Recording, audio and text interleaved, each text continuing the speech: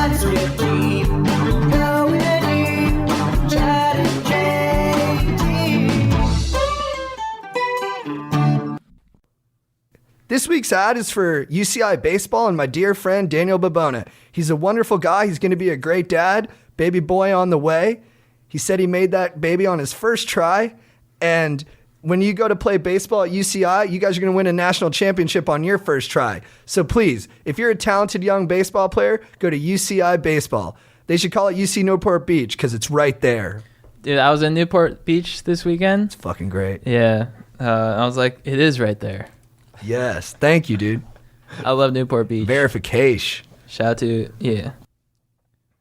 All right, this ad is coming from our sponsor, MyBookie. What up, my dogs? Thank you for sponsoring the pod.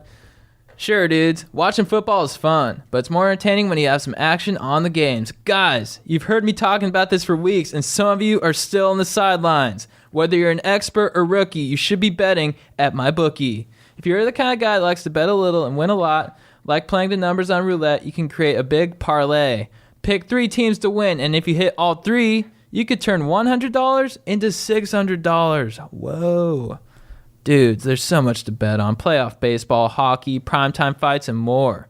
But MyBookie is the one bet I know you'll be happy with all year. I recommend these guys because I really trust them. MyBookie has been in business for years. They've got great online reviews, and their mobile site is so easy to use. If you're on the sidelines, now is the time to get in the game. MyBookie will still match your first deposit dollar for dollar, but you gotta join now because they'll be pulling that offer.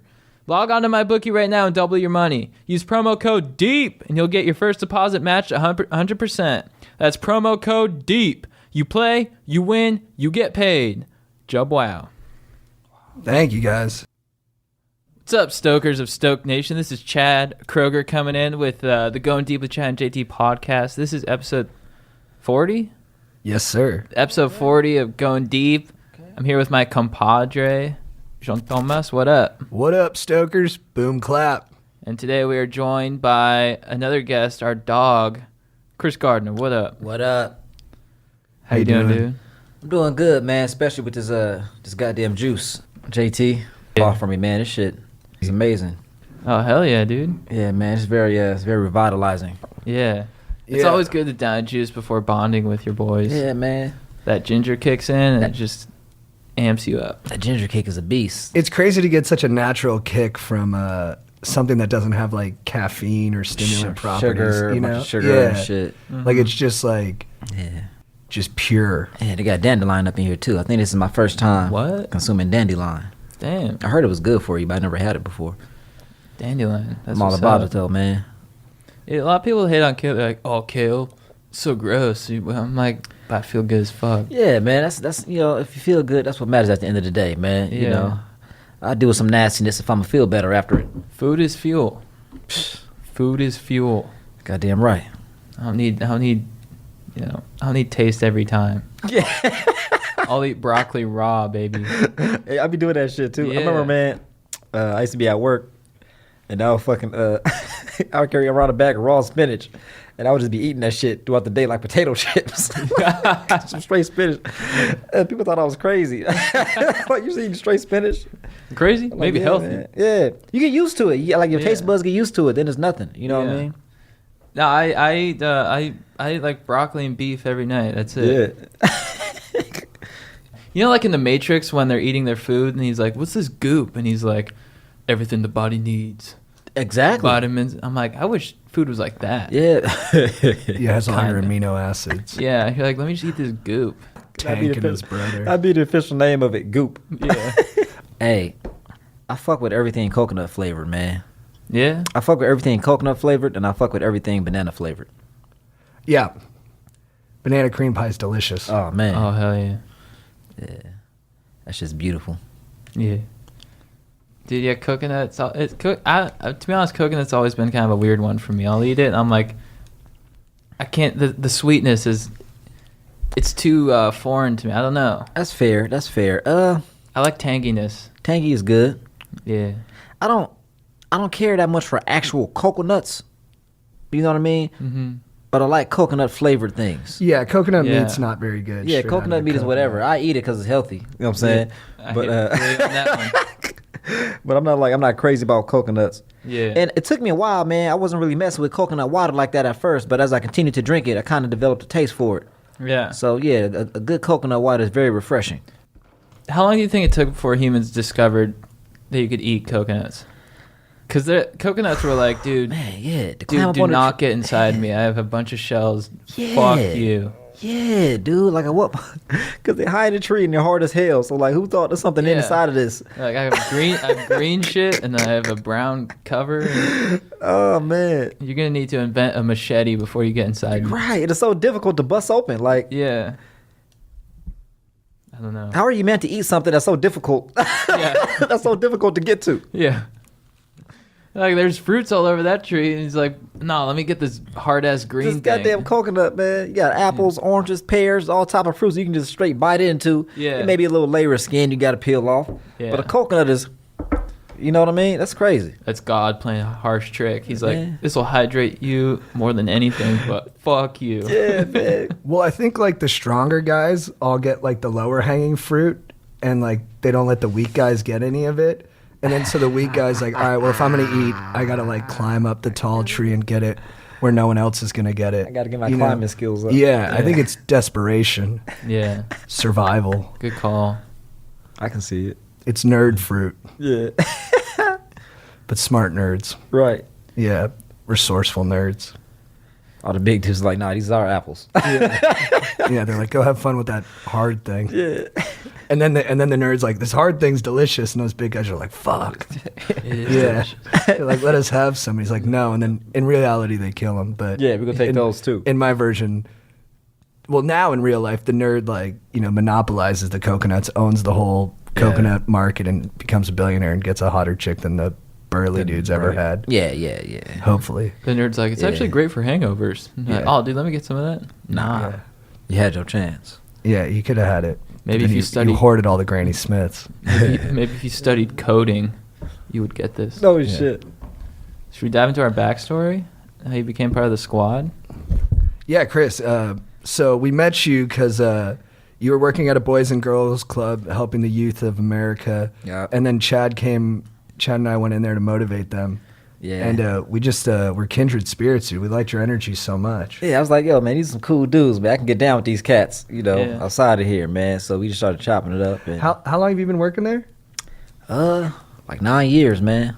I've been there for quite some time. Nice. I don't work there as much no more. Though. I kind of dip in and out as I please. But What's your big takeaway from it if you have one? What have you learned about kids from working there? man, It's pretty broad what I'm yeah, it's asking. broad, man. It's a lot of takeaways, man. You just learn to approach people different, man. Like you look at these like kids, like these kids, they'd be annoying, they'd be assholes, they'd be disrespectful at times, right? And it'd drive you crazy. But then you look at their background, you be like, oh, that makes sense. You know what I'm saying? Right. So then you start to apply that to people. Period. To grown-ups, Period. too. Oh, yeah. yeah. You know what I'm saying? So sometimes somebody, not saying you ain't got to check people sometimes, but sometimes people, are behaving certain ways. You're just like, okay, some shit there. Which just don't make it okay or whatever, but it's like, okay, it's some shit there. But it calms you down. It calms me down. Because it's not personal to you then. Yeah. It's something that's going on with them all the time. Exactly. Oh, yeah, a lot of shit. Somebody may be coming at you with something, but it really ain't got nothing to do with you. It's just tension they getting off, Yeah. and you kind of there. You know what I'm saying? So like, okay, what you going through right now? This ain't got shit to do with me. But How long did it take you to learn that? Like at first were you like, fuck you to the kids? I was never. You do have staff that are like that. Like, yo, who the fuck you talk to like that? I was never that dude because that just wasn't my energy naturally. You know what I'm saying? But in my mind, I'd be like, yo, fuck this kid, man. Yeah. But then you learn, like, oh, like he's a victim of some shit that causes him to victimize people. Yeah. Does that make sense? Yeah, Yeah. of course. Yeah, so it kinda- Dude, I got mad at I was at a wedding this weekend with like my dad's side of the family, and two of my little cousins are like the cutest, like whip smart little girls, Yeah. But they talk so much shit. And after the wedding, everybody was on the bus shuttle, and they just kept making fun of me. And at first it was hilarious, but at a certain time it just kept going, and I couldn't show it to the rest of the adults, but I wanted to be like, shut the fuck up. Like, I'll fucking destroy you two girls. You know what I mean? But it wouldn't have gone over well, so I had to just be like, haha. But inside I was like, this is unfair. Yeah. And like I'm feeling like bullied. You know what I mean? Yo, man. Yeah. Look, man, kids can be merciless, dude. Yes. And they smart asses, man. They're smart, dude. like I got nieces, man. I got 4 nieces, and all of them are assholes, man. Yeah, dude. Yeah. Like, I'm a grown ass man. I'm like, man, like they say shit to me sometimes. I'm like, motherfucker. Dude, I was fighting with my cousin one time because he was younger than me and he wanted to be. I was like, "What do you want to be professionally?" He's like, "I want to be a downhill skateboarder." And I was like, "Well, there's no future in that." And then he was like, "There's no future in being like an activist or like podcast host." I was like, I mean, but there's famous podcasters, like there's successful. There's no famous downhill skateboarders. And he was like, "Whatever, bitch." And I was just That's like, hilarious. "You motherfucker, dude." Damn. Yeah. I posted a goofy ass video on and, you know, I got a goofy mod, so I'm posting all kind of weird shit. I posted a goofy ass video on Instagram. And then one of my nieces was like, they saw it, and when they saw me, they was like, "Chris, this is why you don't have a girlfriend." I'm like, why would you say something so cruel? You don't think it's goofy? Girl, I'm creative. I'm an artist. You don't understand. Yeah. What was the craziest experience you had with one of the kids? Oh man, that's a lot. Recently, some staff found these. They found these letters, I guess, in a kid's locker space or something. Like, it turns out 2 of the boys had been fucking each other. And they was writing letters Oh, damn. back to back. And How Like old were they? romantic I letters? can't say these names because it's confidential. Of course not. How old Yeah, were yeah. they? They're like teenage age kids, 16, probably 16, 17-year-old boys. You know? Oh, that's Okay. kind of sweet. And but the thing is, one of the boys is hella gay. He's hella gay. He out there with it. He just hella gay, feminine black kid. He just Yeah. But the other one, you know what I'm saying? It's like nobody thought he was gay. You know what I mean? He never spoke about being gay. He liked sports. He talked about girls. You know what I mean? But then it came up, they was fucking. He was like, "Oh, okay." I think that happens a lot. You know. I can see it. Did you say anything, or did you like interact with him at all when it was going down? What you mean? Did I? Yeah, like were you just like, so you're doing this? He was like, yeah. Oh no, I don't talk to him about it. It's just an unspoken thing that everybody know. Everybody know he gay, but it's just. Well, yeah, they can't be in trouble for it if they're just too. Well, yeah. the trouble aspect was for, I mean, the kids are there to get, you know, rehabilitation and treatment and stuff like that. They're not supposed to be, and it's Fucking all boys. They're not supposed to be fucking each other. Yeah, but if they're both consenting, it's tough, right? Well, it's good they're consenting. That's Yeah. good they're consenting. And if they like each other, But like, they was maybe like- they'll stay together. They was sneaking out of the units and stuff like that. Oh, right. Yeah, you can't let high school Still was kids breaking fuck. rules. Yeah. Yeah. I'm conflating like letting them be gay with also letting them fuck, but those are two different things. Yeah, It's two like you different can be things. gay all the time, but you can't fuck at school, basically. Exactly. Even gay, male, female, whatever. Yeah, we just can't allow fucking. do what you want. Y'all can't do Yeah. it right here though. I'm like so like fantasy liberal minded. I'm like I imagine the staff come up to me and be like, "Boys, this is beautiful. We're so happy you two are fucking." like that. Go see JT about Yeah. this. We're glad- Guys. No, it's like y'all Yeah. gay. That's cool, but We're glad you can't- guys found out who yeah, you are and that you found somebody else on your level. Yeah. In one of the letters he wrote, I didn't see it. Like different staff passes on to me. He said, "I miss the way you make my booty swell." Oh, that's nice. Such detail. But I don't you like you tell girls you love the way their pussies feel, right? Yeah. I guess. Yeah, I guess it's the same thing. Yeah, you're an articulate, divulging dude. It's funny too because I told the girl I've been seeing that I talked about her on the pod, and then I was like, but don't listen to it. But then of course she's going to listen to it, and then I was like, no, but don't. She was like, okay, I won't. And then like the next day she was like, I just feel bad because I was like, I was very nice, but like, and I meant it, but it's just there's so many details in there that are pretty personal to me. How'd she feel about it? She said I was really sweet. Oh, nice. Yeah. Is this a different chick or the chick you was with? No, we broke up. Okay. Yeah, Because I ain't so- talked to you in a while. so. Yeah, I haven't seen you in a minute. I remember yeah. y'all told me y'all was arguing all the time. Yeah. So that ended up being the reason we broke up. Dope. But we've actually had some nice conversations since then. I've been listening to A Star Is Born soundtrack a lot, just with Oh, the yeah? windows down, just blasting it. Is that all Lady Gaga? It's Lady Gaga and Bradley Cooper. Yeah. Oh, really? Yeah, he's like half the soundtrack. How's his singing? Oh shit. I think his voice is lacking a little bit, but it's pretty good. Yeah. Yeah. And you That's can tell he cool. worked really hard on it, and the songs are beautiful. Really? Wow. So fucking beautiful. And I've just been listening to them. They're like these huge bombastic love ballads. Oh, And I wow. just drive with the windows down and just make eye contact with people while I listen. Wow. Yeah. I make people address my emotions publicly. Bradley Cooper, was he? Has he been involved in music? No, dude, this Or is he his did first his first foray time? into it, and he did like a huge musical where he's like singing with Lady Gaga. That's tight. That's why I like it so much because it's such like a fucking big swing. You know what I Yeah, mean? yeah. Like you could look so stupid making a movie like that. Fuck it. Yeah, exactly. Have you seen it? Yeah, I saw it. Is it good? Oh, it's amazing. I cried the whole fucking time. Yeah, it's beautiful. I saw it with my brother. Did He you cry loved it. legitimately? My brother's a good friend. Yeah, Damn. yeah. I love crying during movies, especially if I watch them on an airplane. But they It was on an airplane? no. I'm Oh. just that's just like where they seem to emotionally affect me the most. I heard that's a thing. They did like a This American Life about it. But yeah, I get real emotional during movies, probably more so than any other thing. You know what's crazy, man? Crying is very cathartic, man. For sure. Oh, I yeah. haven't cried since 2011 on shrooms. It's been that long? 2011 was the first time I had like a legitimate cry. I'm trying to cry more. This, It's tough. I have a wall. man, let me tell you something, I have a man. big wall.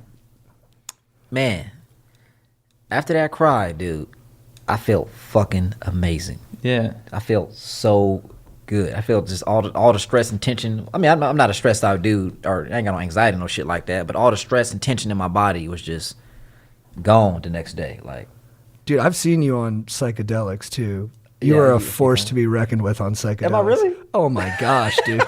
I was with you at the park one time and you were straight up talking to a squirrel.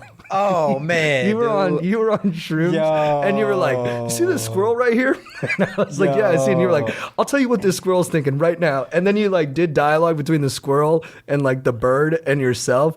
And like I swear you were locked in with the animals. Yeah. I did that, Dude, it was hilarious. Man. No, I go Yeah, in, man. yeah, you go, dude. And I was with you, and we've done psychedelics a couple A few times. here. times. Yeah, we've gone deep and we've done like light. yeah. We've had like fun with boys, and then we've had like we're really burrowing through our consciousness. Peeling back some layers. Yeah. Yeah, man. Yeah, one time I got in trouble because I feel bad about we did acid at the beach and I was laughing at you because you were tweaking out on the sand, and I was like, and then the other guys. Our buddy Rishi, who's like a very like wise man, especially when it comes to psychedelics and like respects the code of doing psychedelics with each other, he was like, JT, stop laughing at him. That's the worst thing you could do. And I'm like, I'm sorry. And then I just let you stay on it. I'll do it for the camera. You were going like this. No, I wasn't. Dude, you turned into like a lizard person, dude. Yeah, you were like Voldemort, dude. Damn. Yeah. I didn't even know. You weren't like Voldemort. You were like the guy who takes like the juice that turns him into another person in the Harry Potter thing. So his tongue keeps making moves. Because you It's Hannah. don't see yourself. No. Yeah, know I what don't I'm think you saying? knew you were doing it. Because I knew I was looking at. I was tripping out on the sand because I was seeing like every grain individually. You know what I Right. mean? I was like, Yeah. yo, this like every grain, the sand looks different. It's like a slightly different color and different shape. I was just tripping out on it. Right. And there's 9 trillion of Yeah, them just in man, like just the there. 10-foot Yeah, radius. man. Yeah, the sheer quantity of Like it. some of them look like tiny shells. Some they just look like all types of different Yeah. things, man. I heard the story about you took something that you didn't realize it was acid. It was that trip. That Yeah, was yeah, that yeah. trip. Tell this story. It's so funny. Ah man. All right. So Rishi, the Indian homie, he hit me up one day and he was like, yo man, you wanna do he hit me, he was like, you wanna do a skit on Saturday? I was like, yeah, I'm down to do a skit, you know what I'm saying? Shoot a funny video. Cool. He was like, all right, be to the house Saturday morning. We go do them at Santa Monica Beach. I'm like, all right. I get to the house Saturday morning, man. I walk in. JT handed me a fucking sugar cube, man. And I was like, the fuck you give me a sugar cube for? But we were at this Italian dude's house, Stefano. So Chris just thought it was like an Italian custom to like eat a sugar cube when you go into an Italian guy's house. I was like, whatever, we all friends. We just, you know, Stefano's Italian. So I didn't even ask no questions. I just kind of rolled with it. Yeah. And then we get in the car, man, and JT goes, oh, Chris, I'm glad you're doing this acid with us, man. I'm like, oh, we doing acid today? Dude, he rolled with it. So I go, you ever done acid before? He goes, what do you mean? I go, the sugar cubes, they had acid. And he goes, oh, I just did acid? He goes, oh, well, I've always wanted to do acid. I was like, dude, that is the best attitude you can have for life. And also, I didn't have nothing planned for that night. You know what Yeah. I'm saying? I was like, all right, cool, baby, doing acid. I'm with it. This is Saturday. Yeah. Yeah, it's a good day. So, yeah, man, I just know it was fucking acid and the goddamn sugar cube, man. Ended up, you know, on Santa Monica Beach for 12 hours. And yeah, man. I remember when we was walking around Santa Monica. JT kept walking past like random ass people and going, "We're on acid." We're on acid. I'm like, why are you telling everybody? They man? were getting mad at me because I would walk into a coffee bean and they'd like the barista would be like, "How you doing?" I go, "I'm doing great. We're all on acid. It's been really fun." And then they'd be grabbing me. They're like, "You're gonna get us arrested." I was like, "Who would arrest us? We're being so nice." Yeah. Yeah, it was fun, man. All right, should we dive into the topics? Oh, damn, I forgot about those. All right, did you guys see what happened at UFC 229 this weekend? I did. You did? Yeah. Conor and Khabib. Yeah, big grudge match. You know, Yeah, it had been brewing for months. Conor was out of the sport for a while, and when Khabib had a big fight coming up, he kind of picked on one of Conor's buddies backstage. So Conor flew over on a private jet, attacked the bus that Khabib was on, threw a dolly through it. I think we talked about it on the podcast. Could have killed someone. It was way over the line. I remember that. And then didn't really get any punishment for it. Just built up the grudge match, and they settled it this Saturday. It's probably been extended though.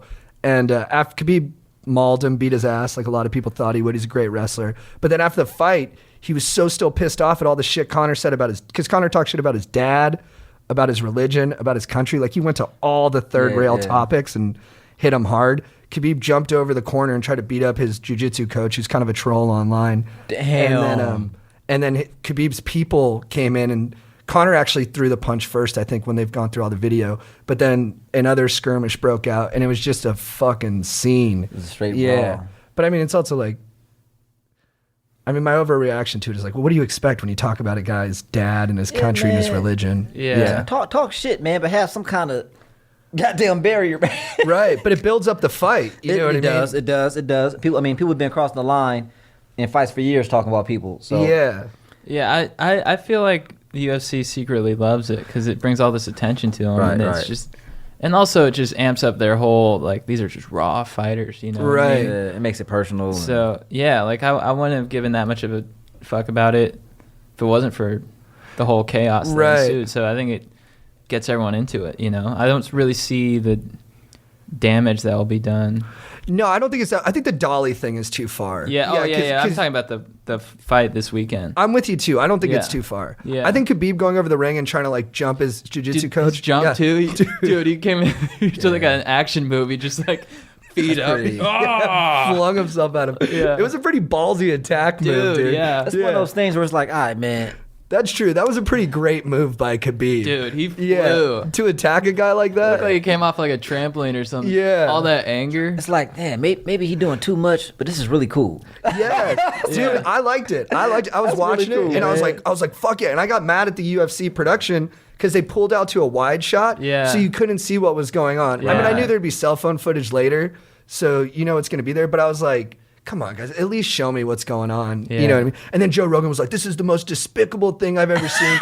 This is horrible. Yeah. And then I was like, Joe, come on. And then the next day, he does a 180. He reposts the picture of what you're talking about, Yeah. Khabib flying through the air, and he just writes iconic on Instagram. Oh, really? Yeah.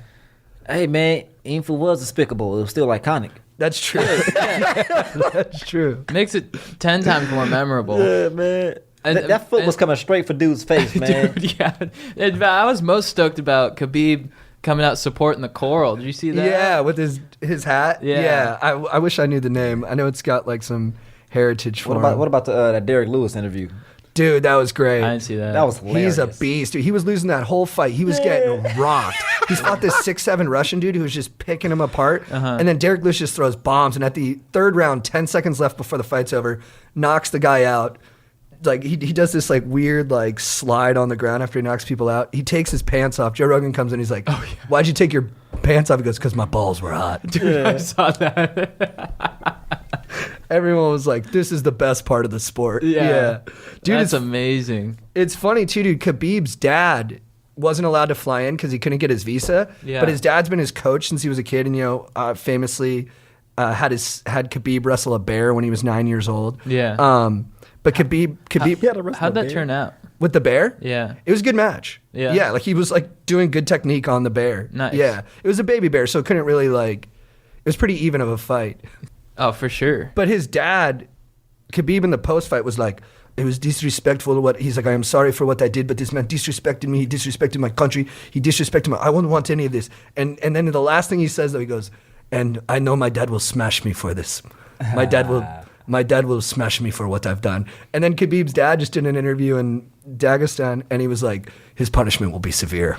What? Really? Yeah, he's gonna, because he said like, he's like, in the ring, be an animal, but he's like, once you get out of the ring, you have to be disciplined. So his dad's like, his dad, like Master Sensei, is like disappointed and is like, and Khabib, like world champion, toughest guy in the world, was like, looked a little scared. He's like, my dad's gonna beat my ass for this. Still got that daddy fear. Yeah, exactly. And that daddy respect. I'm Yeah, like, what they gonna do? They can't beat him up. I don't. He might be able to. He might have that dad edge, dude. Yeah, Right. Yeah, I want to see that. That should be the next UFC. Khabib versus dad. Yeah. I'm sure he's totally submissive. I love when tough dudes like that have that dad fear. Yeah, Our mama. Yeah, the mama fear is the best, dude. Yeah. Like there's that story about, we talked about Patrice O'Neal on the podcast a couple weeks ago when he got like banned from Tough Crowd, and then even though he was the best part of it, he was just being too big of a personality. And then his mom went in with him to talk to Colin Quinn, the guy who ran the show, to get him back on the show. Really? Yes. I didn't Did he know get that. back on? Yeah, he got back on, but Patrice's mom came in That's a and trip. was like, "I'm handling this," and he's like the toughest, most yeah. hard ass dude in the world. But his mom was like, "No, you're That's a doing this all wrong." I feel like that's probably part of the ingredients to be like a tough dude. You gotta have a hard as nails mom. Yeah, Beats your ass. I know Brad Pitt's mom sometimes will write like super conservative stuff in the newspaper. Really? Yeah, she'll write articles about like why Barack Obama sucked. And Brad Pitt will come out and be like, I love my mom, but I don't agree with what she said. Right. But that's not like, he's not like, it doesn't seem like afraid, but that's always funny when they're just like parents being parents. Yeah. Did you guys see Christopher Columbus? Newsweek, reputable. About the monsters. They had an article that Christopher Columbus sailed the ocean blue because he was hoping to discover monsters. Dude, when I heard that, I was like, he would have loved movies. Yeah. Right.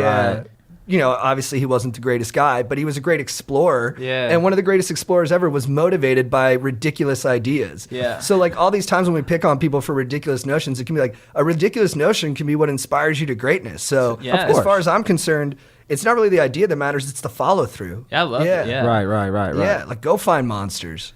And If my kid's like, I'm gonna go find monsters in space, I'm like, dude, if you build a rocket to find them, I think that's chill. dude, I yeah. bet, The motherfucker built a rocket. Yeah, exactly. I bet he was pretty pissed. He's like, it's just more people. Fuck. Yeah. Because like we think about aliens when if we find aliens, we want them to be like It's human beings. be like It's human beings. badass. badass. So they can like teleport or something. But if they're just like goo, Yeah. like Oh, they're just single cell pieces, boring of, aliens. yeah, Yeah. you're like, oh, dude, fuck these aliens. Yeah. What are your religious beliefs, Chris? Damn. That's deep. I'm not religious, man. I just believe in it's gonna be corny, but I believe in kind of the oneness of everything. Right. You know what I'm saying? Just the interconnectedness of all things. No, for sure. Things of that nature. I think it is important, regardless of what you believe, to like feel connected. You know what I mean? And to think that you're the same as everything else.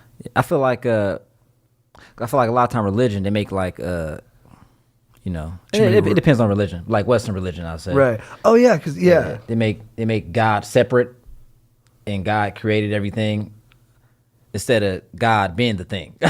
Right. You know what I'm saying? Oh, I like that. Instead of you being God and me being God, and Right. you know what I'm saying? We're all God. That Yeah. the God is something up. The God is something up there that I can't.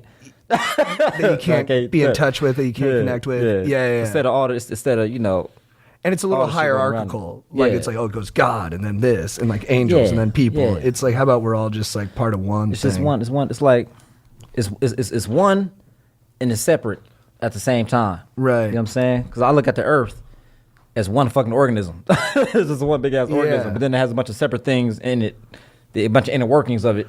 So are you very like environmentally conscious? I'm not like an activist, but yeah, I pay attention. Yeah. You know what I mean? Yeah. I can't imagine you littering. Oh, that pisses me off when people litter, man. Yeah. People litter. I'm like, yo, man. I was at Carl's Jr. one time, man. I wasn't eating there. I was walking by there. This girl was parked at Carl's Jr. like this Jeep. And she just opened this door and started throwing all this trash out of her car. And I'm just looking at her disapproval like I'm a goddamn parent. Like, what the fuck you doing? And then she caught me looking at her like... And then she just drove off, man. But I'm like, why would you just throw all this goddamn trash here, man? That's crazy. I see people like throw trash out their window sometime. I'm like, what are you doing? Dude, whenever I see that, I like can't believe it. Like I'm just like, I just can't believe people actually do it. Like if you like 17, all right. Yeah. Like you were grown, like you like a 30s throwing trash out the window. Dude, yeah. It's like, what the fuck are you doing? Yeah, man. Do you still work out at the park? Yeah. Because you know how some parks have like those like weightlifting equipment that they have there, but it's like no exercise you've ever seen before. Yeah. Like they got that hip swivel one where it just like swings back and forth. Oh on yeah, the I do that hips. sometimes. Yeah. Yeah, man. I like working outside better. Working out outside. I do like working out outside. Yeah. Because you get sun at the same time. I feel like I got more energy. Yeah, for sure. But I've been hitting the gym a little bit, getting on the weights just so I can add some bulk a little faster. Yeah. You know what I'm saying? Yeah, But, you got good muscle on you. Yeah, man. All right, here's our first question, guys, from a live stoker. Wait. To accept, press 1. To send a voicemail, press 2. Hello? Hello? Hey, what's up, dude? You're on with Chad and JT and Chris on Going Deep with Chad and JT. What up, dude? What up? Dude, what is up, JT and Chad? My dog. What up, dog? My dog. All right. First, before I get started with the question, I want to big shout out to my buddy Keck for showing me the pod. Gets me super amped every week. Just want to let you guys know. So shout out to him. Hell yeah. What up, dude? What up? All right. So I got this beef going on, right? So let's just say if I had a beef of the week, he'd be my beef of the week every week for a solid 6 months. All right. All right. So basically, the pitch is for this guy. So we have the same job, and we also live at the same dorm, so I kind of see him all the time or whatever, Mm-hmm. and we both work on the same work schedule, and so this dude is the total typical know-it-all. Even though we both did our training for our job at the same time, he always wants to get super aggro, trying to boss me around and shit like that. He's always trying to get up in everybody's business. It's like, dude, just let me do my thing, and don't be getting all over me. And he's just a total fucking weirdo. And so what really capped it all off is, I want to say, 2 weeks ago, he started, we have a mutual friend, and so the mutual friend records on Snapchat him acting like he's fucking with my truck, the 05 Silverado. He's acting like he's messing with it, because we usually park in the same spot, so I guess he thought I took his spot, so he's acting like he's fucking with my shit, and I wasn't having any of it.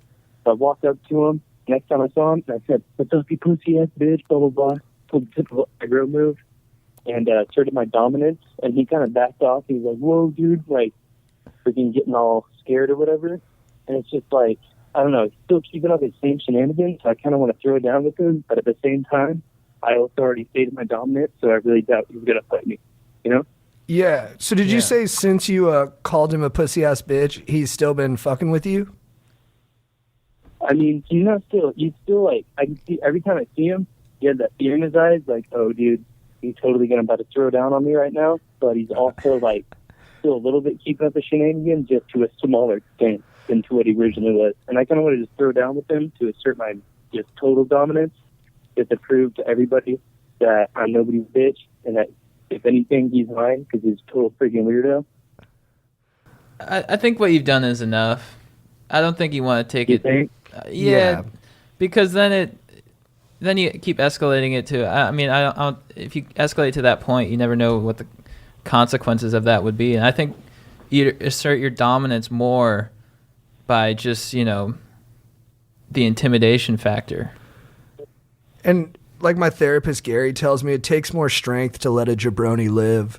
And I also think you got to keep it right-sized. I think calling him a pussy-ass bitch was the right amount of hostility to put on him for what he was doing at the time. But if you take it into the arena of fisticuffs, you'll actually be in the wrong at that point. Right. Yeah. And other people will also understand that. And they're probably on your side right now, because I'm sure if he's a know-it-all, he's, annoying a lot of people. But once you beat the hell out of him, everyone's going to be like, all right, well, he's a know-it-all, but you're a psycho. And I think... Yeah, the typical the typical two wrongs don't make a right scenario. Exactly, Right, my yeah. dog. And dude, I totally get you still feeling hostility towards this dude. I had a coworker, Clayton, who used to step on the back of my shoes and flick my ears. What the fuck? And he used to make fun of me for having a nice laptop and not knowing how to work it properly in front of our bosses. And then one day I slapped him after work. Oh shit! And Open hand? You just slapped him? Open hand slapped him? Yeah. But it was kind of a weak slap. I just couldn't help it. I was like, "Come to the park and fight me." And he was like, Damn. "I'm not gonna fight you." And I was like, "Please fight me." I had like tears in my eyes, Oh, and he was shit. like, "No." And then I kind of slapped him, and then we made up and ended up being really good friends after that. Man, I think slapping somebody is worse than punching them, man. 'Cause that's like Oh yeah. just open hand slap somebody. Like the lack of respect you gotta have for somebody to open hand slap them. Dude, yeah. Oh You- shit! you- when you Motherfucker, get I don't slapped- respect you enough to give you my fist. When you get slapped, you can't believe it. You're like, oh fuck. But honestly, I think you've done a perfect job, and Yeah. I think you can put a bow on it and let it go, and be happy that you were strong but judicious, and that you took it to the perfect level of Well, all right. I of appreciate control. the sage wisdom. Yeah, And I will continue to listen to the pod. And if you're ever up in the Montana area sometime soon, JT, just hit your boy Oh up. yeah, to see my dad. Yeah, for sure, dude. What part of Montana are you in? I slid into your DMs, asked him about your pops or whatever, and he was like, hey, if you're ever up in, you said he's from Billings, right? Bozeman. Bozeman, that's what it was. Yeah, totally. Yeah, that's a couple hours away from where I'm at, but totally down to hit the bars or whatever if you're in the area. I'm down, dude. Let's do it. All right, let's do it, bro. All right, guys, I'll let somebody else get on. All right, later, brother. later. Later. That dude is real. Sometimes Yeah. I feel myself being know-it-all, and I check myself, and I be like, nah, chill. Hello. Hello. Oh, what up? Hey, what's up? What up? You're on with Chad and JT with the Going Deep with Chad and JT podcast. How's it going? Oh my god. It's good. How are you guys? Good. Good. Good. My name's Nicole. I'm a big fan of the pod, so thank you guys. I love listening to you. Oh, thank you. Thank you. Yeah. I was actually calling to talk about a little situation I'm in right now. It's a little weird, but I'll just get into it. So I'm a geosciences major, so I went on a field trip to this cave recently. Sweet. And I met this guy while I was at the cave, and we just had like a major connection. It was like one of those indescribable moments, you know? And we talked for a while, and after hanging out in the cave for like 2 hours, he told me he's actually Amish. So, it was kind of like a shock because he didn't really seem super Amish when I met him. But yeah, so anyway, we've kind of been talking back and forth via like a burner phone that he has. But Oh, nice. I haven't talked to him though in like a couple weeks. So I Damn. don't know. It's just starting to feel pretty weird. So he was going undercover to maintain the communication. Yeah. I guess his dad's like an Amish minister, so I think he's pretty strict about the whole thing. And Damn. I don't know if he's trying to like break free of the Amish thing, but yeah, I guess it's pretty tough. So he had that burner phone, but I'm kind of scared. Like, I don't know. I guess I might not ever hear from him again. That's a major pickle because, like, you're not getting the text back, but you don't know if it's like because he just got Yeah. his phone taken. Yeah, it's just weird. I don't know. I guess I've also just never really felt like this about someone before, so maybe usually I would just drop it. But yeah, I don't know. It's put me in definitely a weird mindset for sure. Has he been on his Rumspringer yet? Rumspringer. I don't know, but I kind of mentioned that when we were together, and he kind of just like ignored the question. So yeah. But I mean, it'd be pretty fun if he hadn't done it yet. What religion are you? I'm Methodist. For sure. Yeah, but I mean, I don't know. I probably wouldn't want to be Amish. So you want to maintain technology? Yeah. I mean, it's pretty weird because like all his texts are green because of his burner phone. So Yeah. I think it's like a little like Nokia flip phone. Yeah. It's pretty weird. I don't know. I always kind of picture him like on a horse and buggy, you know? Yeah. So I think that's accurate. it's a big cultural difference, I guess. Oh yeah. Have you checked like the mailbox or like any like carrier pigeons, like if he's writing letters or some shit? Yeah, no, I'll be keeping an eye out for a carrier pigeon for sure, but Yeah. I don't know. Keep looking to the skies. Carrier pigeon. I would say overall, like, it's going to be tough for this to work out because you have a lot of cultural factors working against you guys. Yeah. But that also can add to the potency of the romance. I'm reminded of the Harrison Ford movie Witness, where he goes to an Amish community to protect a kid who witnessed a murder. And he falls for like the kid's mom, who I think's husband died. And like they can't have sex, you know, because she's not willing to go there. But they dance together in the barn to like a doo-wop song. Damn. And nice. and the charge is incredible because it's kind of forbidden. So maybe if you can get this guy to a dance floor, you guys could grind really hard. Yeah, the text back thing is a problem. Maybe if I went like incognito. Yeah, I think this is like you're on the verge of having a full-on like major romantic story at your hands. Yeah. And I think you need to take full advantage. Follow through. Okay. This is like Romeo and Juliet kind of stuff. Just like, say, I was thinking that when she first told me. what's your address? Yeah. Bring a boombox. yes. And get far away from the house because those Amish, they have ears like a falcon. Yeah. And then really, you know, but be gentle with this guy too, because he's not going to be as seasoned as most dudes, and so you gotta be careful. But that doesn't mean you have to leave it. For sure. I was getting pretty apprehensive about it. Like I think the doubt in my mind was kind of keeping me from, I don't know, I was just kind of dismissing it. But it definitely helps to hear that from you guys, because now I'll maybe be a little bit more patient. And, you know. Yeah, I'd go after it. I'd make a trip. Have you tried contacting him in the last couple of weeks, or like what did it leave off at? It's the you know, the burner phone situation. Right, it's it's the green text too, so I don't really know if they got delivered or like right. You know, if the phone's in a ditch or whatever. But Green texts always throw me off. Yeah, me too. You be like, oh, you one of those? Yeah, for sure. Yeah. The Amish are pacifists too, so if his family finds out, they're going to be hard on him, but probably not get that mad at you. Yeah, good call. For sure. I mean, his dad's I think pretty strict with him. Like he's in welding school right now, so I think he's pretty focused on being a welder. Oh, that's tight. That's cool that he has a skill. Yeah, we need more people doing trade school stuff.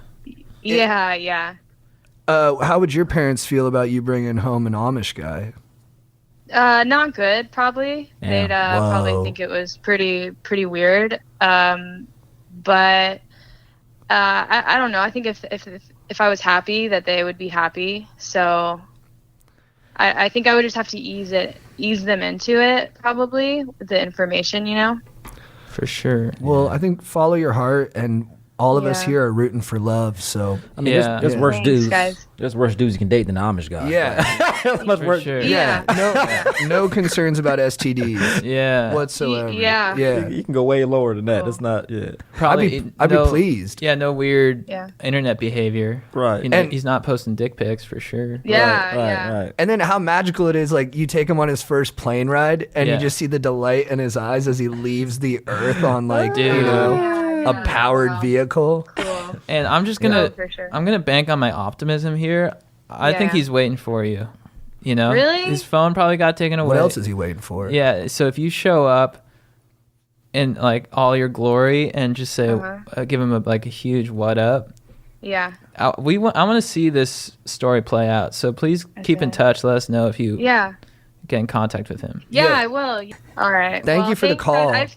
Yeah, I feel a lot better now. I was pretty down about it, but yeah, you guys kind of restored my hope and the potential of seeing him again. So anyway, thanks guys. Thanks again for the pod. I'm a huge listener. So Thank you. Thank you. Thanks for calling in. Yeah, for sure. All right. And good luck out there. Okay. That was- Okay. Thanks. that All was- right. Bye. That was beautiful. Damn, man. People really looked at Chad and JT.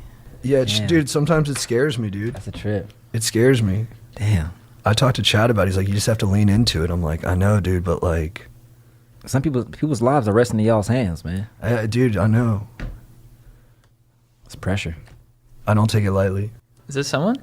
I'm trying to call back, yeah. We missed some calls.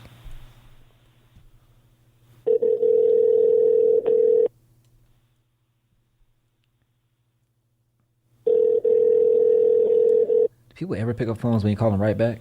No. Your call has been forwarded to. It's so true, dude. I think it's a pattern y'all have. Like once our call don't go through, we just put the phone down somewhere and we missed it. Like when they call right back.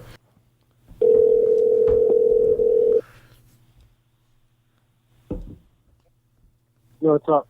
What up, dude? You're on with Chad and JT. What's up? Damn. Sorry. Hey, what's up, man? What up, dude? What's up? We're watching the game right now. You know, one of us is like rooting for the Yankees, and one of us rooting for the Red Sox. One of us is actually having a good night, and the other one's having a shit night. A house divided. Who's winning? Yeah, we're huge fans of the show. We fucking love your show. Thanks. Right on. Thanks, dude. We got mad respect for you bleaching, your hair for the coral. Thank You know, you, we dude. think that's really righteous of you. Thank you, dude. What's up, dude? What's the question?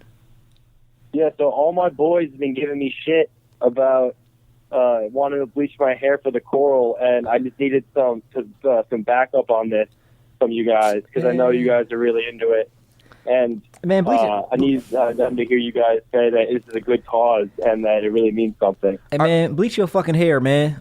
That's our friend Chris. Bleach your fuck out how you feel, man. Chris, tell him, dude. Bleach your goddamn hair, man. You can't be living for other folks, man. That's your head. Hell yeah. I'll be honest with you, this is Sean here on the other side, and I've already bleached my hair once, and it was not for the coral, but this time I definitely will bleach my hair for the coral. Hell yeah. Thank dude. you, dude. Dude, one time I was feeling pressure to have sex with my girlfriend more, and I talked to Chris about it. And Chris said, man, don't ever let society make you feel like you need to do something. I'll tell you that. Yeah, it was words of wisdom, Yo, man. dude. Dude, I don't even remember all this profound shit I be saying. I remember it, dude. I remember it well, bro. Yeah, man. Yeah. So Yeah. I think man, you guys are the best. Dude, think about the coral, man. You know, the coral's out there alone, and it's just getting fucked up. But all these people are standing in solidarity with it, and there's reports coming back that it's just, it's coming back. So the more bleach we get, the more coral will come back. So, and but then yeah, we need you. we need you. Yeah. Yeah, the cause needs you. Yeah. You know what? That's very righteous to you guys, and the two of us will definitely stand solidarity for the coral. Absolutely bleaching the dome And for the coral. I'm bleaching the dome definitely tomorrow for the coral. Hell yeah. Helping the cause. I'll definitely post it on the gram. Me and my boy Max will definitely go into deep for that. Thank you, dude. For sure, send it to us. And remember, dude, people respect people who commit to something, who commit to a cause.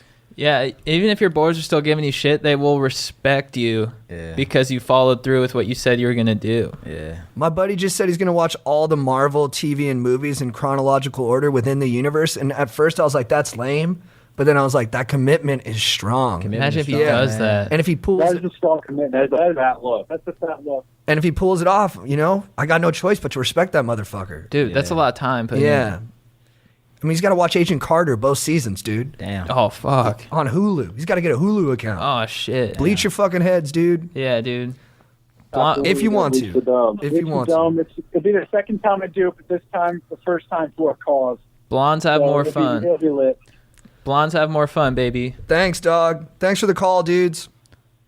Yeah, Hey, thank you buddy. for calling us back. That's awesome. I can't believe we're going to be on your show. Your show is amazing. Thank you, man. dude. Keep doing your thing, man. You guys are the best. Thank Enjoy the you. game, dudes. Yeah, enjoy the game. Stay right, guys. Man. That's amazing. Another good call. Yeah. That's a trip. I know these calls are getting me more jacked. I'm like, man, I want to call everybody. Yeah. I could do this for hours, dude. Sorry. That's loud as fuck. What up, dude? You're on with Chad and JT and our buddy Chris. What up, dog? What up? What up, dude? How you living? This is Jackson coming from Cincinnati again. Cincinnati. My I dog. didn't talk to you guys last week. Oh, dude. Oh, First nice. repeat caller, Oh, dude. this is the What first up? one? Oh, it's history. What was your call about last week, dog? I called about. Oh, geez, what the fuck is that noise? Holy fuck! Is that dance music? Or a UFO? Dude, I was thinking the same thing. Yeah, dude. I don't know what that was. You're being attacked by Yeah, I aliens, called it- dude. But we appreciate you making time for us. All right, so last week I called about the like spring break and that one girl that like my ex-girlfriend and everything like that. You know, Sorry. Fuck. Yeah. I kind of mentioned like being like you guys mentioned like going out and like being myself and like building up on my confidence. You know, Mm-hmm. maybe you guys remember. Yeah, and kind of like letting her go a little bit and just doing your own thing. Yeah. Because we felt like you were like chasing a feeling that you had when you were with her I remember, rather than maybe the actual Yeah. person. I remember that call. Exactly. Yeah. All So, right, so you know, I was feeling kind of confident, you know, and so I was like, all right, you know, I'm gonna build on this confidence, you know. So I was like, all right, you know, I need to explore that happiness a little more, and I took a shot in the dark with a girl that I like kind of like talked to a little bit at a party, you know, Mm-hmm. and everything, but like it wasn't like I got her number and everything. I was just like, hey, you know, like, do you want to go on a date? You know, I wasn't expecting anything, you know, everything, but she was like, yeah, sure. So nice, like, dude. I was like, all right, yeah, I'm feeling pretty good, you know, and everything right now. So I picked her up. You know, we went out to go eat. You know, we ate waffles. You know, which was a really Oh, hell yeah. dinner, That's you know, fun. everything like that. And then Even though Chad's we anti-car.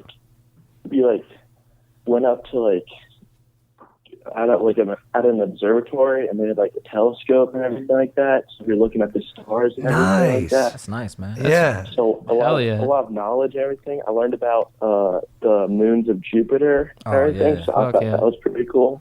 Those moons are sick. And then we like went up to like a park, and they had a wedding out there. And we didn't go into the wedding, but we could hear like the music and everything like that. And it got me pretty like stoked and everything. And then we like just kind of like sat and talked, you know, everything like that. You know, and it was just a really like romantic type of date. You know, it felt awesome to finally be out and like going out, you know, and everything like that. You know. Hell yeah. So, like, I guess I was kind of like, you know, kind of a couple days later, I was like, I wasn't really sure if she, like, really was into me, but she seemed like she had a good time, you know, and everything like that, you know, but, like, it just seems with me, like, a lot of girls think of me, like, more as, like, a friend type and not, like, you know, anything above that.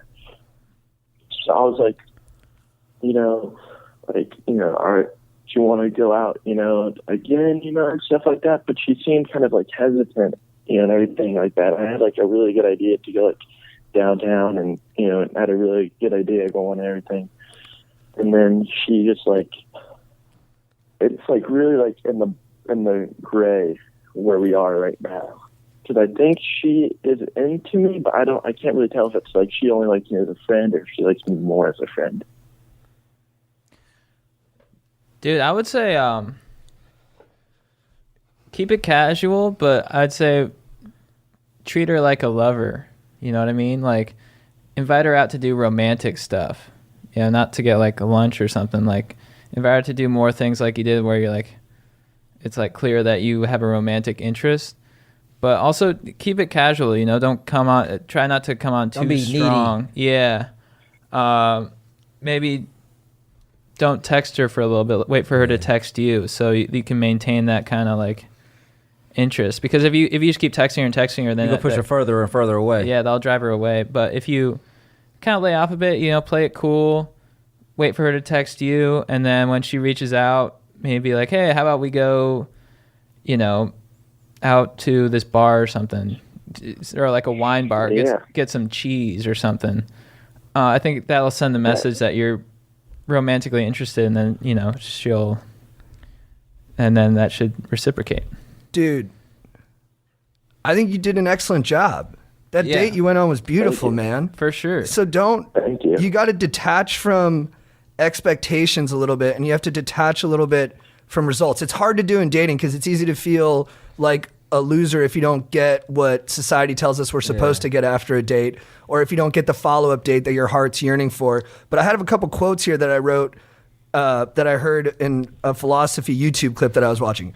Dude, the beautiful foolishness of acting without expectation. Like going on a date like that and doing that stuff because it's fun for you and because you like showing a girl a good time is beautiful, dude. And if you can not worry about what the results are going to be, or like what your average is or what your percentage is, if you can just do those things because you like to live beautifully and you want to share that with other people, it's gonna work out for you. It'll You fall know what I into mean? place. Yeah. So don't let these couple of bad experiences take away your optimism and your energy and your charge to do these things. The virtue of your commitment is what matters, you know, and people after a while will register that, and then things will fall into place. But just keep doing these things. If that's who you are, if you're a romantic dude and you like to do these big gestures, well, yeah, sometimes it's going to freak people out because it's a little bit off the beaten path. But if that's what makes you happy, man, and I think it is, then keep doing it. Just be beautiful, be foolish, go, keep calling in. Yeah, dude, roll with the punches. That's some beautiful shit. Have fun.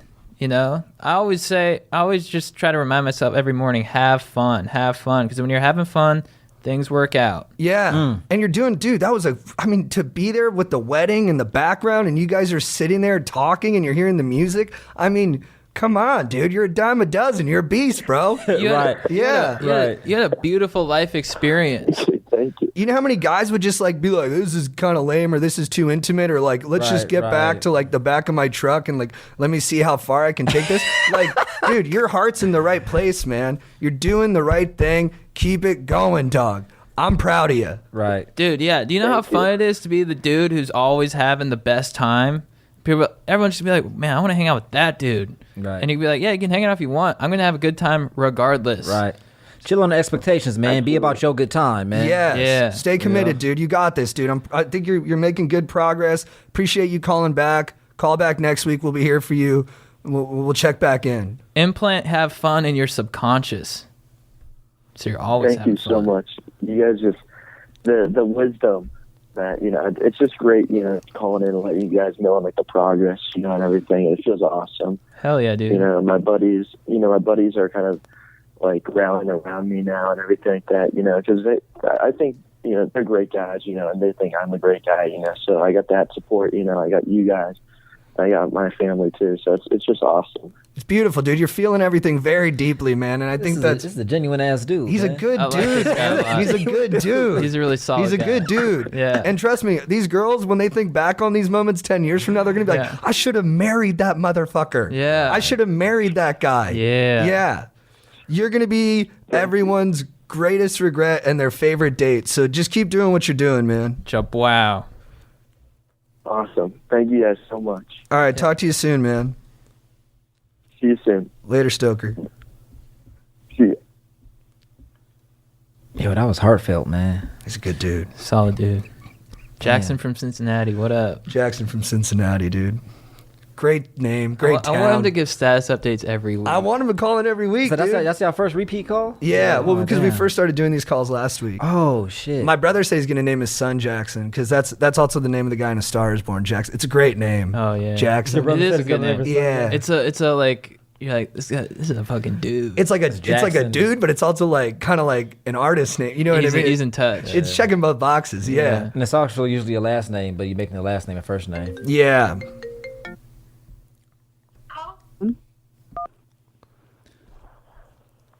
What up? You're on with Chad and JT and our buddy Chris. What up? Call from Nate. Who? What up, dude? You're on with Chad and JT and our buddy Chris. What up? That synchronized. What up? boys? My dog. What's up? My dog. Kicking it. What's your How we question? doing, boys? Doing well, man. Doing well, man. What's going on with you? Big fan, my guys. I got a really long commute to work, and you guys maintain my stoke every morning when I got that hour and a half drive. Damn, you drive an hour and a half to work every day?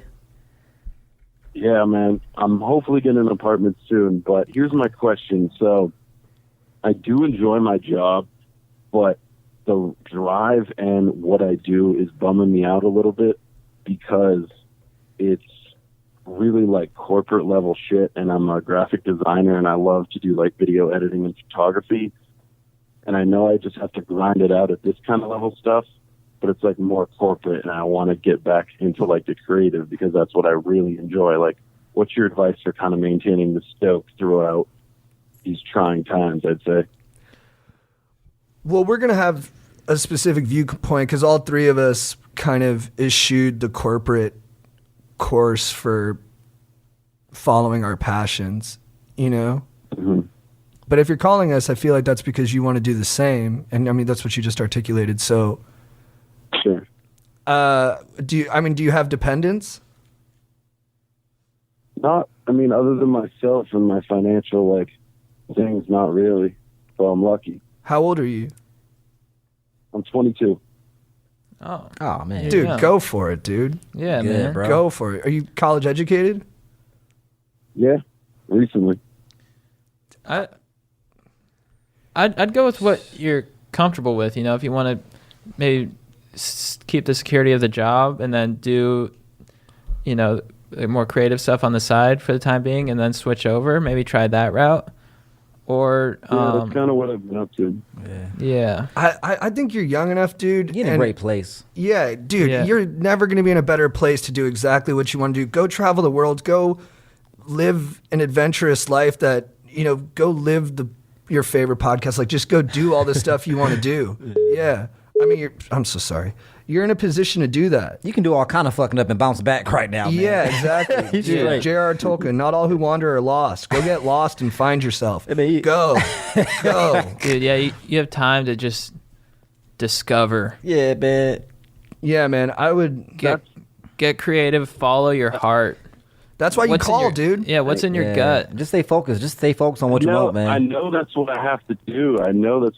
Because the creativity, like, that's what keeps me happy, like, deep down, like, for real happy. But right now I feel like I'm going through the motions of, like, the corporate world just because I feel like that's the blueprint you got to follow, unfortunately. No. And the more you invest in your creativity, the sharper that blade will get. And then the more places you'll be able to put it viably, like, to viably put it. Sure. Like, so, like, if you're on two tracks where you're trying to do two things, your creativity is not going to develop at the rate it needs to really make a life off of it. So, I mean, I would go at this age with what your situation is, and I wouldn't say this to everyone, but to you can do it. Go.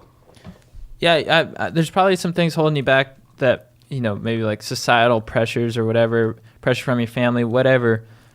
But I think once you cut that cord, you're going to feel like a freaking nude guy in the ocean, just like, oh my God, but it's the ocean of creativity. Yeah, dude, be naked in the ocean of creativity. I'm dead serious. Cold man. water hit your balls. Nice. When I decided to go for activism, when I made that decision, I'd never worked so hard at something in my life because I loved it, and I was so happy. I was so happy doing it that I didn't really care what happened. You know what I mean? I was just like, I love this process. So I just went after it without expectations because I loved it. And dude, it's good you start in the corporate thing, because then when the creative road gets tough, because every road is difficult, right, you'll be like, all right, this sucks, but at least I'm doing what I want to do. Yeah. And just don't be too hard on yourself. Yeah, if the creative stuff you're producing isn't up to your standards or taste, this is like an Ira Glass quote about this, like, don't be too hard on yourself. Your ability will catch up to your taste soon enough if you keep working on it. Right. So just stay on it. Yeah. And don't worry about, and then also don't worry about your peers, like, getting houses and wives and kids. Just detach from that shit. Just focus on you.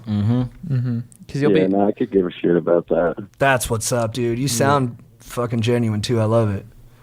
What Yeah, dude. You guys honestly, like, have helped me out so much. I mean, the start of it, the drive was brutal, but my buddy turned me on to your podcast, and I swear to God, within a month, I think I listened to every episode. Oh, thank you, dude. Yeah, that means a lot, man. Yeah, man, I'd go for it. And are your parents supportive? Are they? Yeah, absolutely. It's a good gig. I'm not going to lie. No. Are they supportive with you going the creative route? 100%. Yeah, absolutely. Oh, then, dude. I mean, you got all the wind behind you. Go set that sail up and let it carry you. Call us back next week. It's just a patience. You got to be For patient. real, yeah. I'd love to. Patience, You got to be patient. Call us next week. Give us a status update. Take some action steps this week to make it happen. Yeah, if you learn to love the process and love, Tony Robbins said it best, the key to happiness is progress. So if you learn to love that process, the expectations won't even play as big a role because you'll just make small goals for yourself every day in the creative aspect, just like once you start making those small leaps, then it'll feel like, you'll be like, it won't be so daunting what you're eventually trying to do. Dude, when Chad and I started on this journey, and Chad was the tip of the spear, like I didn't have the courage to do it. When Chad started doing it, there was people even in our circle who were like, I don't think that's going to work. And Chad was just a juggernaut, a tank. He just let those like low caliber bullets ping off him and he just fucking went. So you just got to, do that. Because I knew in my gut. I was like, I'm going deep. Fuck you guys. That's right. And now but he said it in a sweet way. Yeah. I'm kind of a sweet guy. Chris, start it off. What up, man? Who is your babe of the week? God damn, dude. I didn't even think about that shit. Shit, man, I see a lot of badass babes just walking around, man. I probably got multiple babes of the week. Let me think, man. A babe of the week. You know what, man? This is not from this week. But a while back, I logged in on Twitter and I stumbled across a video of Rosario Dawson in a jacuzzi with her titties out. So this week, but that's my babe of the week. But yeah, she was hot in that jacuzzi, man. So that's she look good. Yeah, that's my babe of the week. Yeah, she's been naked in some films too, like in Alexander, dude. Oh man, she comes out with her boobs out. You're like, for real? Oh my god. It's nice. They nice, man. That reminds me of when Halle Berry shot in Swordfish. Oh, Swordfish. Yeah, such a glorious moment, dude. I was so shifted the universe. Oh, dude, I was so young. I was like, a kid, holy shit. There was so many movies that I would put on and just fast forward to like a titty part. Dude, yeah, He Got Game was one of those movies for me. Yeah, I remember Boys in the Hood. It's a scene where like you kind of see a piece of Nia Long's titty a little bit. Yeah, and I would just pop Boys in the Hood in and just fast forward to that part.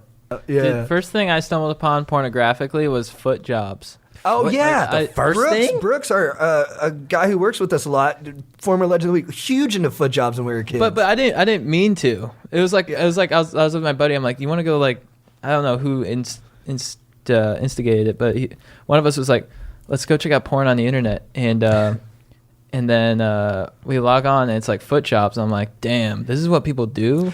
Dude, me too. It kind of threw me off. Like, I couldn't get into it. I'd be watching him with Brooks. He'd be like, isn't this awesome? I was like, you ever had a foot job? Yeah. No. Yeah. Have you? I had one for like a few seconds one time. It's fun as like a precursor to other stuff, just to be weird for a second. But I'm not looking forward to it's not. It's never the entree. No, it's just like, oh, that's funny. But that's all. And the way they were doing them was like, it was more like they were like trying to take a stick out of the ground. It was like side to side. I'm like, right. Oh, that's weird. It looks like it hurts. Did I tell that story about my brother because they used to call it whacking off? Yeah, I walked in on my little brother and he was literally whacking it, and I had to be like, little dude. Man, I got so many forms. This is where you need me. You literally. Yeah. I got so many. He's like, doesn't feel good. I was like, well, you're whacking. Yeah, you're fighting your dick like it's Conor McGregor, dude. I got so many porn stories just in my family, dude. Yeah. I remember I got this cousin, my cousin Ross, man. I must have been like probably 11 years old. It would be late at night, right? I'd be in my bed asleep. He would come wake me up. He was a grown ass man, probably in his 30s. Like, hey, Chris, man, come to the computer, man. I'm gonna show you some of my freaks, man. I'm gonna show you some of these freaks, right? He called them freaks. I thought he was about to show me like some naked pictures of girls he was talking to or messing with. He was just showing me regular ass porn. Like, dude, I come here and watch this on my own all the time. Like, what? I thought you was gonna show me something you was involved with. Yeah. Yeah, well, thank God he didn't. That would have been even weirder. That would be weird. All right, Chad, who's your babe of the week?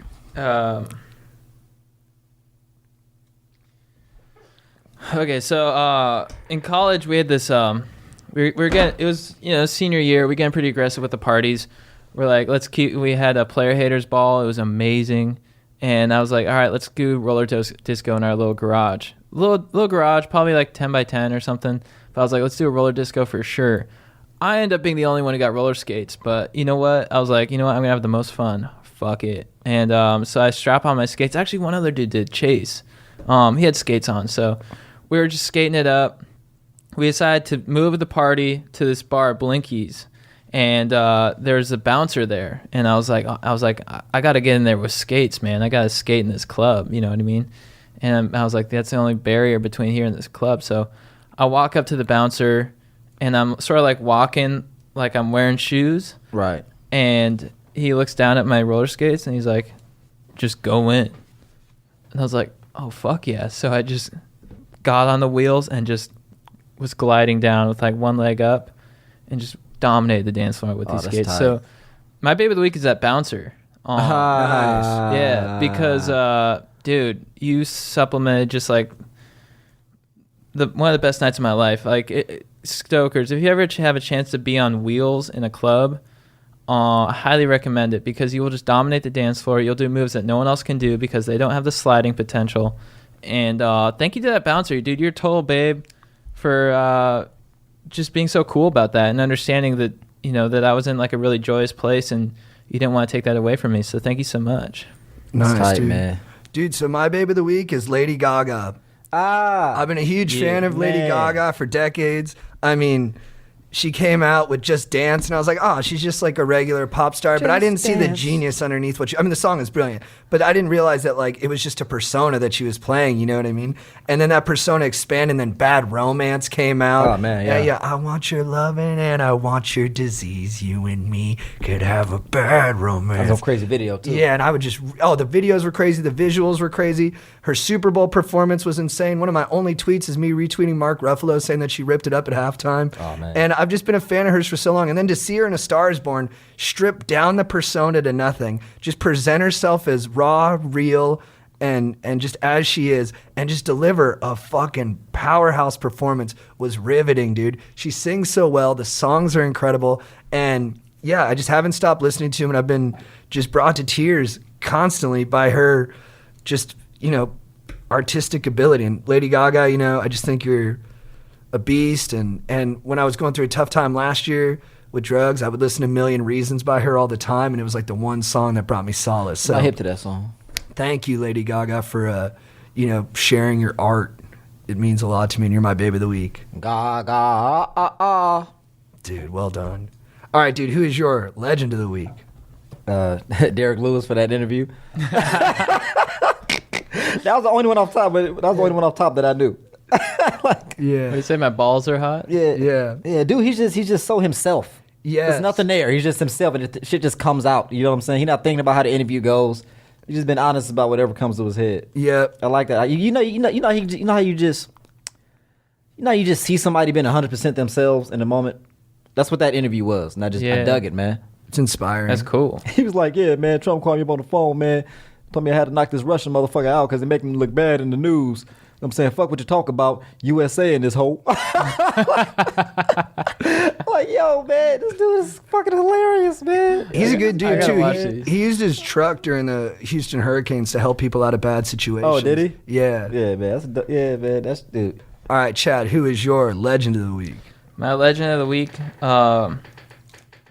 So in high school, I was looking to step up my aquarium game. Tight. So I got a little fish tank, and I was like, you know what? I can't just get regular fish, regular goldfish, beta fish, whatever.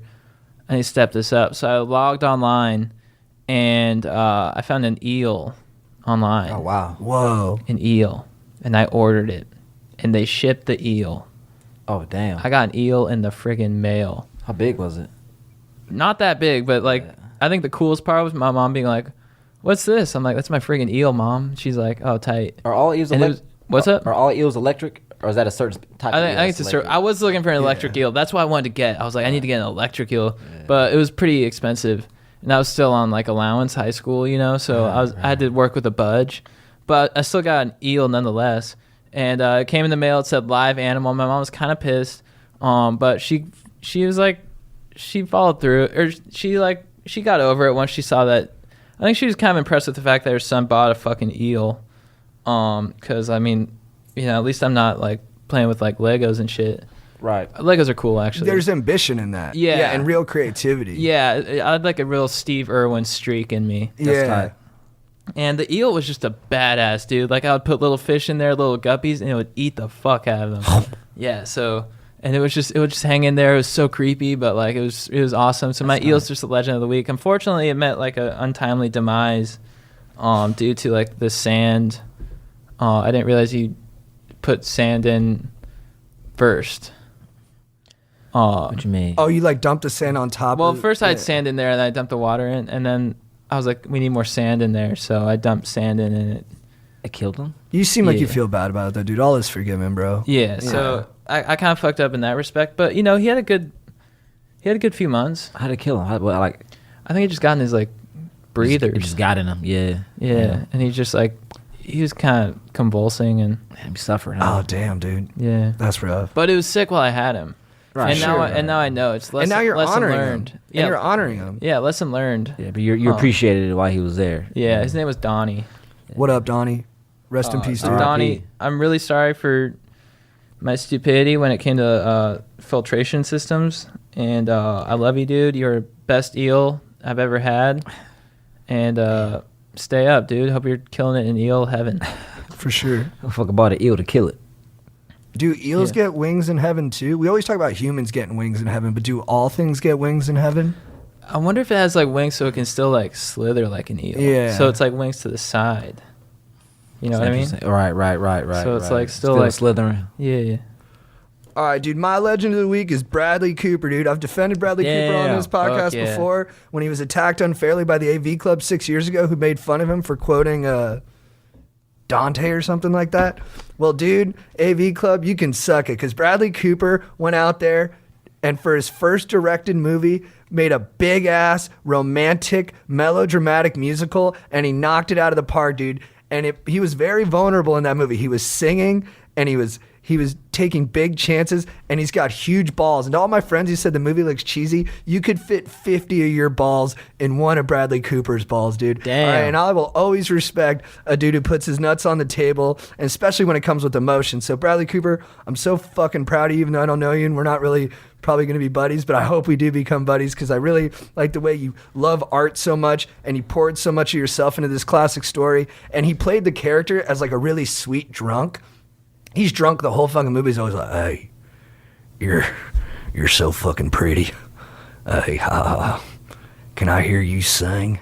And then she sings, and he's like, that's the most beautiful fucking thing I've ever heard. You gotta sing on stage with me. And she's like, no. He's like, trust me. All you gotta do is trust me. And he's hammered, but he's so sweet and pure. Right. It really makes you realize why we love like these artists, you know, with their issues. It's because they're coming from a place of like childlike innocence and purity, and it's this corrupt world that makes them feel like they have to do that stuff. I'm not making excuses for him, but I think it was a beautiful person to kind of memorialize on film. So I'm all about it. B Coop's, way to go. I'm excited for your next movie. I'm guessing it's going to be a war epic, and you got great sensibilities, dude, and way to do a great job. Good. Yeah. B Coops is a beast. All right, dude. Who's your beef of the week? Fuck, man. I don't think I have a beef for the week, dude. That's beautiful. You feeling good? Yeah, I don't have a beef for the week. I'm good. Sweet. Chad, who's your beef of the week? So I went to surf Santa Cruz a few years ago, and I was at this break at 26th Avenue. Solid beach break, you know, kind of a closeout, but it's fun. And there's this guy out there, a top dog. I forget his name, but he made it clear when you go out there, he's like, I'm the top dog. You know, he's like an older dude, beefy, and he's just like yelling a lot. And he's even said sometime, he's like, I'm the fucking top dog. And you're like, all right. And then there's some other kids paddling out, some UC Santa Cruz kids, kind of hippie-ish, not very good at surfing, but they're like, I want to experience the ocean and stuff. And I'm like, dude, wrong place to do it. And so they paddle out, and this guy's just pissed because it's packed. And he's just like, everyone get out of my fucking way. Comprende? Oh, wow. And that, you know, in that situation, you just like keep your head down, don't get in anyone's way, whatever. And he's just yelling and yelling. He's just like, fuck all of you. Like, who are these fucking college kids? Fuck you. And then this one guy, idiot, goes, this hippie guy, he's like, hey, man, there's room in the water for everyone. I'm like, Oh, dude, damn. you fucked up. Yeah. And he's like, and then he accidentally drops in on the top dog because he didn't realize, not intentionally, he just snaked him because he didn't realize it. He was just so inexperienced. The top dog's like, what? Takes this dude's head and just dunks him underwater and holds him underwater for like 5 seconds. And he's just punching him, brings him out. He's like, now do you get it? And he's like, oh, jeez. He's not Joe, but he's like, oh, wow, oh, no. And I just thought that it was pretty dramatic, the whole scene. So that's my beef of the week between, it's sort of like, I don't know, I'm tempted to take the hippie side, but he was such a kind of hippie nozzle that I was like, I can't. But then the top dog was such a douche, so it was just like, It's kind of like the top dog is a douche. yeah. But the hippie dude, that's not the energy that's gonna work on a motherfucker like that. Yeah. And it's like, Come on, guys. yeah, it's like, dude, wrong environment to Yeah, exactly. pull your like, Exactly. but It's the because wrong there's a lot of setting. guys who are like, I'm gonna go surf and get in touch with that because I Right, fucking right. take mushrooms and you're like, Right. well, it's actually kind of dangerous when you paddle out because you suck. Right. So go to fucking Waikiki. My beef of the week is Maxwell. So I was a sophomore in high school. I went to my friend Ross's raging 16th birthday. I get there, and the party's kind of a little lackluster. There's a ton of people there, but the energy of fun is not. So Ross was like, I know how I can get this party amped. Let's start boxing. And he held them in the air, and everybody started screaming, and the boxing fight started. And so the football players were all boxing each other. And then I was like, I've been boxing a little bit. I'd like to kind of show off in front of everybody. So Maxwell was a freshman, but he was a highly touted freshman. Everyone said he was the fastest, strongest, and most athletic freshman they had ever seen. And I was like, I'm going to take him out. So I went up to him and I said, Maxwell, you want to box? And he was like, I really don't want to. I'm just trying to chill at the party. I was like, just box me, man. Come on, what's the big deal? So we strap on the gloves. The whole party's around us. There's like 150 people watching. Everyone's cheering. I'm excited. I'm ready to go. I'm ready to show off my skills. We square off against each other. We walk in. He throws a jab. I slip it. I come back, and that's all I remember. Maxwell punched me with a right immediately after that. I stumbled backwards, fell off a ledge, dropped 4 feet, landed straight on my head, and broke out into convulsions. Oh, damn. And everyone thought I was dead. The DJ ran up to my body, held me, and said, someone get a towel, stat! Taking control of the situation. A couple of my friends started crying. Ross's dad, Finley, who's a warrior from Scotland, came running out. He looked at everyone at the party and goes, listen to me, you little fucks. He fell on the fucking dance floor. That's the fucking story. Covering up my potential death. My parents come over. I don't remember any of this. I guess I was blind. I had my shirt off, and I was telling my brother how scared I was. I was like, I can't see anything. I'm blind. And my brother was crying. My buddy Brooks was crying. And everyone was really afraid. I woke up 5 hours later in the hospital. The nurse wouldn't let me sleep because when you have a concussion, you're not supposed to sleep. So just every 30 minutes, she'd be like, this is what I do remember. She'd be like, JT, and I go, yeah, let me sleep. She'd be like, I can't let you sleep. I go, yeah, okay. And she kept me awake. Next morning, I finally come to fully cognizant. I'm just laughing at myself. I'm like, man, I was stupid. I shouldn't have fought that guy. He was way tougher than me. Maxwell comes to the hospital. He looks so sad. He never wanted to fight me. I, cornered him into this moment where he felt like he had to defend his honor. And he was just a strong dude who, because he was strong, fucked me up. But he never wanted to almost kill me. I stayed home from school for 4 days, came back that Thursday, and I was like a beetle. Everybody was like, there he is, he's alive. And I was like, yeah, I'm alive. I survived getting my ass beat. Obviously, I was also humiliated, but I just decided to lean into it. And I was like, yeah. And from that point on, Maxwell wouldn't touch me because he was afraid to break me again. Like, we were kind of buddies, and I go to him like, what up, Maxwell, to slap his hand? And he'd be like, all right, yeah, stay away from me, dude. Because he was like literally worried of breaking me. But he is a quiet arbiter of justice too, because I remember one time, I wasn't there, but I heard this story secondhand, at the Aliso Viejo movie theater, there was a big bully who was like shoving kids around. He was challenging everybody. He's like, what? Who's going to fucking fight me? Who's going to fucking fight me? And Maxwell walked through the middle of the crowd and said, I'll fight you. And he pounded the dude and then went home. Damn, dude. Yeah. I like He was a Maxwell. badass dude. Yeah. And I'm very happy that a guy like that beat the shit out of me. Yeah, I'm man. honored that Maxwell put me on the ground. That don't even sound like beef. And then one of my friends was like, "Hey, dude," because I work out now and I box still. My friend was like, "Dude, JT, I think you could take him now." So I was like, "Yeah, I'm kind of curious." So I went to Maxwell's Facebook. God. He finished second place in like a triathlon or something like that. I was like, "He'll still fuck me." Oh, up. he's still at it. Yeah, dude, he's still on top of his game, dude, staying sharp. Yeah, not really a beef. The beef is, it's my own I concocted the beef, but he grilled it up and ate it. And, Yeah. Dude, I gotta give you props for being so primal. oh, thank you, dude. Yeah. Oh yeah, John goes in. Yeah. Just ready to throw down. Yeah, I mean, I kind of learned my lesson from that one for a couple of years. It Yeah. slowed me down a little bit. Yeah. Cause A little bit. Because the doctors were like, yo, if you get head trauma like that again, you're going to start having gaps. Yeah. You're not gonna be able to critique movies. Yeah, they're like, you're not going to love film as much. I was like, wow. Yeah, I'll chill. You're gonna like Michael Bay movies. Yeah, they're like, your film taste will diminish. Yeah. I was like, no, I need to watch foreign movies. All right, this review comes from Jackaboy with 3 eyes. Subject line, Jabwow. The review, you just filled my stoke levels. Hell yeah. Thanks, guys. That will be it for episode 40. Thank you, Chris, for stopping in. Thanks, man. Thank you for having Killer, me, dude. man. No, you're so great, dude. Your energy is fire, bro. Yeah, you're the best, man. I love y'all, man. Love you too, dude. Thank you for doing the pod. Love you too, Stokers. Boom clap. Hell yeah, Stokers. Later. Yeah. If you need advice, these guys are really nice.